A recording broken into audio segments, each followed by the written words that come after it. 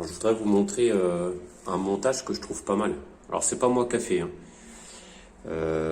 C'est un artisan qui est maintenant en retraite. Donc ça c'est dans des logements en location où il n'y a vraiment pas beaucoup de place. Et dans un placard, quand il n'y a pas beaucoup de place, en fait, les clients ils ont opté pour 2 ballons de 50 litres côte à côte. Donc ça fait en tout une capacité de 100 litres. Alors je vous montre un petit peu le jeu de vanne. Bon, il y a toutes des choses à refaire, hein, mais bon. Ouais. Donc là, on voit l'alimentation du premier chauffe-eau. On alimente le premier chauffe-eau en eau froide.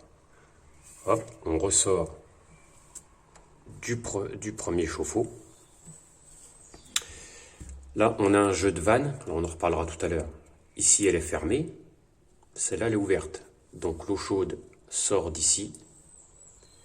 Et on re-rentre dans le deuxième chauffe-eau. Et là, donc, hop, on ressort et on va à l'eau chaude du logement. Et donc là, l'artisan, il a mis un petit jeu de vanne qui est pas mal. Parce que quand il y a un problème sur un chauffe-eau, en fait, on peut isoler. Voilà. Si on a un problème sur le deuxième chauffe-eau, qu'on doit tourner seulement sur le premier chauffe-eau, on ferme la vanne ici. On ouvre celle-là. Et en fait, voilà, on envoie directement l'eau chaude sur le réseau du logement. Si on a un problème avec le premier ballon,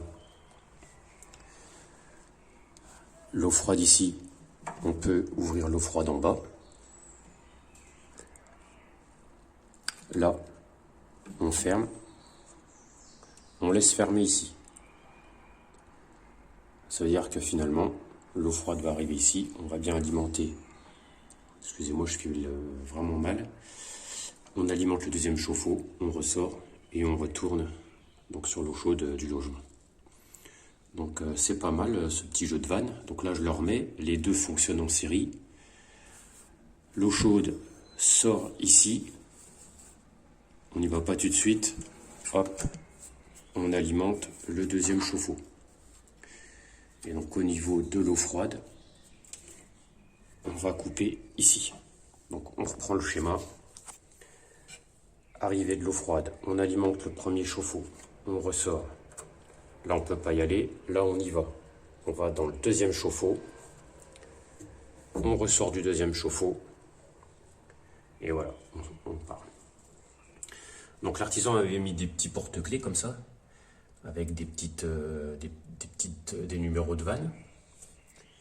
Alors l'artisan il avait fait un petit schéma qui est pas mal, qui reste à côté des chauffe-eau. Donc là, on voit les chauffe-eau 1 et 2 représentés avec la position des groupes de sécurité, des vannes, le numéro des vannes. Et voilà, c'est indiqué lorsque c'est en série, comment ça doit être ouvert ou fermé. Groupe de sécurité 1 et 2 ouverts, vanne numéro 4 et 5 fermées, vanne numéro 3 ouverte. Voilà. Donc c'est tout, je trouvais que c'était une bonne pratique, j'avais envie de vous la partager si ça peut donner des idées. À bientôt!